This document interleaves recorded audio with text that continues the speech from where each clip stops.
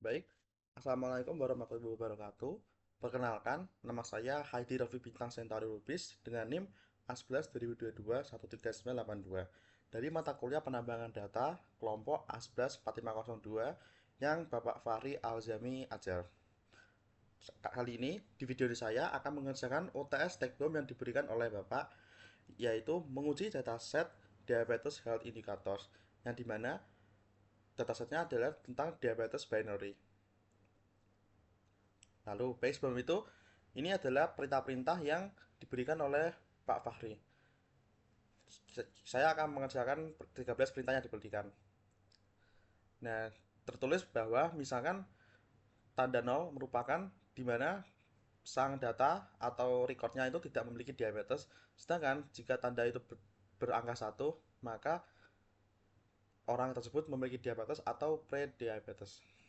Lalu kita menuju ke codingannya. Nah, sebelumnya kita mengecek datasetnya terlebih dahulu. Nah, datasetnya berjudul CDC Diabetes Health Indicators dengan fitur kategorikal memiliki instance record 253.680 dengan fitur 21 dan association classification. Lalu kita ke bawah.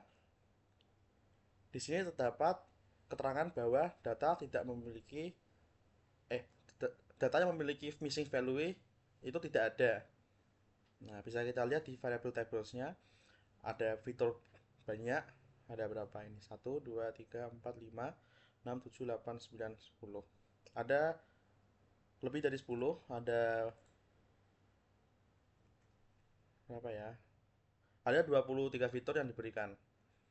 Nah, dari semua fitur yang diberikan ini tipenya adalah binary, ada integer, dan tidak memiliki, dan missing value tidak ada diabetes binary, high BP, high cholesterol, cholesterol check, BMI, smoker, stroke, heart disorder attack, physical activity, fruits, veggies,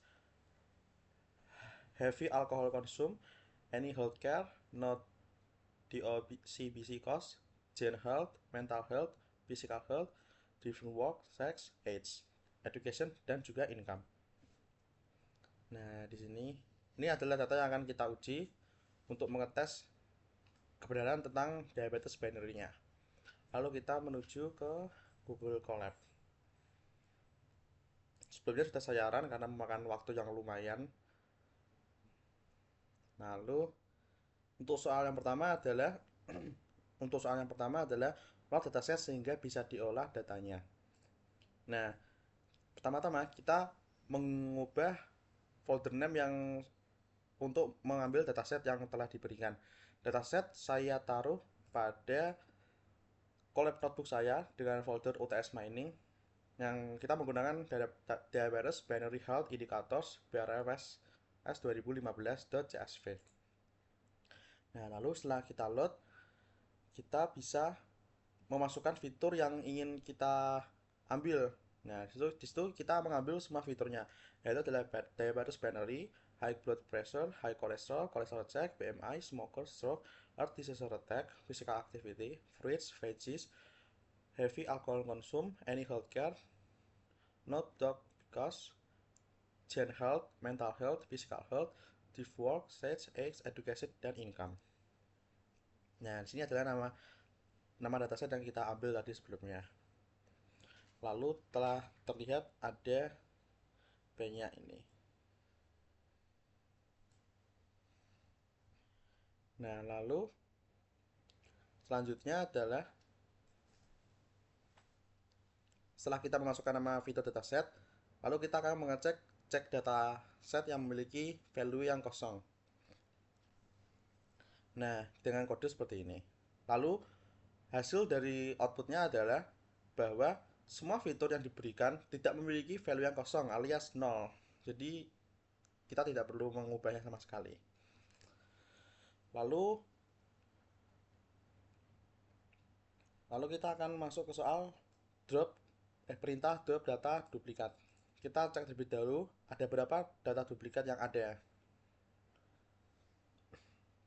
Nah, di sini sudah terlihat kalau ini adalah outputnya. Kalau misalkan jumlah baris duplikat yang ada adalah 20.666. Lalu setelah kita drop, sekarang baris setelah menghapus duplikat menjadi 233.015 records. Ini sudah telah terlihat.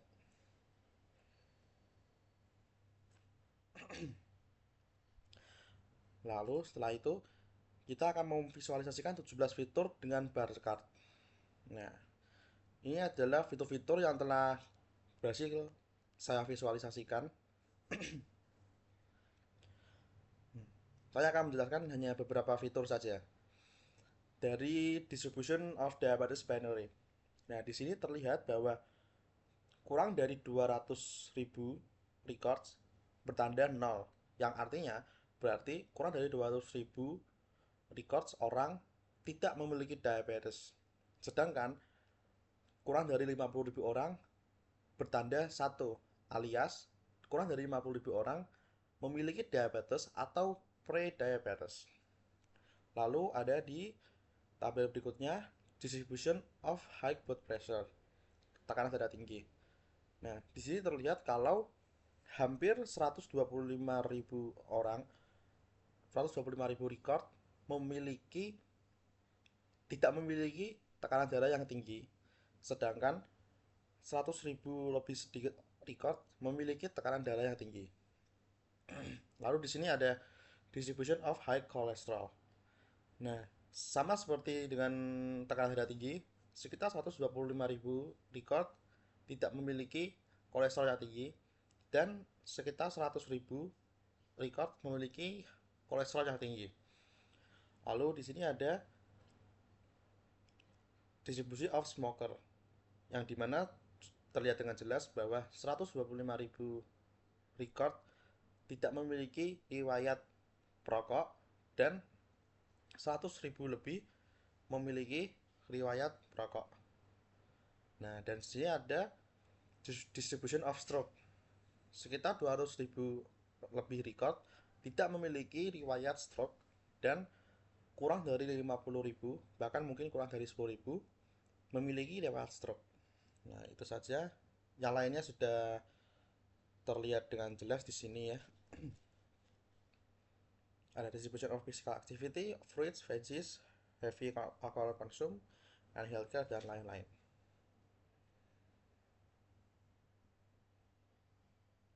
Nah, lalu selanjutnya kita akan cek fitur yang bertipe kategorikal. Setelah kita cek, ternyata tipe fitur yang bertipe kategorikal ialah diabetes binary, high blood pressure, high cholesterol, cholesterol check, BMI, smoker, stroke, heart disorder attack, physical activity, fruits, veggies, heavy alcohol consume, any healthcare, no DOCBC cost, gen health, mental health, physical health, deep work, sex, age, education, dan income. Yang artinya semua fitur termasuk dalam kategorikal. Lalu kita akan mengkonversikan nilai kategorikal menjadi nilai ordinal dengan seperti ini. Sudah terlihat ya. Nah, selanjutnya kita akan mengecek korelasi yang ada. Ini adalah korelasi yang dihasilkan oleh data diabetes binary-nya. Terlihat jelas bahwa pada data diagonalnya itu pasti 100%. Itu pasti 100%. Nah, misalkan kita lihat dengan lebih teliti, semua data ini tidak ada yang lebih dari 70%, tidak ada yang lebih dari 0,7. Tetapi ada suatu area yang dimana terdapat data yang mungkin tidak lebih dari 50%, tapi memiliki lebih tinggi daripada korelasi yang lainnya. Sepertinya contoh gen health berkorelasi dengan physical health. Dia memiliki 46%. Lalu gen health dengan default memiliki 45%. Lalu physical health dengan gen health memiliki 46%. Lalu default dengan gen health 45% dan lainnya. Nah, di area ini korelasinya di tempat namanya lebih tinggi daripada tempat-tempat lainnya. Lalu setelah itu kita akan membagi data menjadi training dan testing dan menggunakan decision tree tanpa parameter optimal. Ini sudah, kita telah membagikannya, kita telah split. Lalu ini tanpa hypertuning performance, hanya menggunakan decision tree menghasilkan akurasi 77, precision 77, dan recall 77. Nah, akurasi di sini ialah seberapa sering model membuat prediksi yang benar secara keseluruhan. Nah, di sini model dapat memprediksi dengan benar sebanyak 77%, yang dimana berarti sekitar 23% model itu salah dalam memprediksinya. Lalu ada precision, yaitu bagaimana model mampu mengukur ketepatan dalam mengidentifikasi positif tanpa salah mendeteksi, sama-sama dengan 77%-nya. Dan recall sebanyak 77% juga. Sini ini dibelakang menjadi 78%, 0,78. Lalu kita akan mengeceknya dengan hypertuning model. Hypertuning model di sini kita tambahkan splitter, model splitternya. Lalu menghasilkan output sebagai criterion gini, max depth-nya 5, min sample leaf-nya 1, min sample split-nya 2, dan splitter random. Dengan base cross validation score ialah di angka 0,8494 alias 0,85%, alias 85%. Dan hasil dari akurasi precision recall-nya setelah menggunakan hypertuning performance ialah naik, yang sebelumnya 77%, 78%, naik menjadi 84% di akurasi, 84% di precision, dan 84% di recall. Yang ini menandakan bahwa hypertuning performance sangat menaikkan performa dari decision tree dan menaikkan akurasi yang sebelumnya 77% menjadi 84% di semua angka. Nah, lalu selanjutnya kita akan menuju confusion matrix. Nah, pada confusion matrix kali ini adalah hasilnya yang tadi dari data tersebut. Terlihat bahwa 0 adalah tidak dan 1 adalah iya. Nah, di predicted values ini dan actual values terlihat bahwa actual values itu memiliki 19.771 orang yang record yang tidak memiliki diabetes ataupun pre-diabetes, yang dimana predicted value benar dalam memprediksinya, yaitu model berhasil memprediksi bahwa 19.771 orang tidak memiliki diabetes. Sedangkan model memprediksi bahwa terdapat 0 orang yang memiliki pre-diabetes dan diabetes. Lalu di actual value-nya, model actual value-nya sebenarnya terdapat 3.531 orang yang memiliki pre-diabetes dan diabetes. Tetapi model tidak bisa memprediksi 3.531 orang tersebut, alias model memprediksi orang yang memiliki diabetes dan pre-diabetes sebanyak 0. Nah, dari confusion matrix ini sebenarnya model telah bagus dalam mendeteksi orang yang tidak memiliki diabetes. Oleh karena itu, model memperoleh 19.771 record yang tidak memiliki diabetes maupun pre-diabetes. Tetapi model masih salah dalam memprediksi, masih miss dalam memprediksi, yang dimana 3.531 record yang sebenarnya memiliki diabetes dan pre-diabetes, cuman model tidak bisa memprediksinya dan hanya tidak memprediksi sama sekali alias 0. Jadi cukup segitu saja. Tadi adalah 13 perintah yang telah diberikan oleh Pak Fahri Alzami sesuai dengan konteks yang diberikan. Sekian dari saya. Wassalamualaikum warahmatullahi wabarakatuh.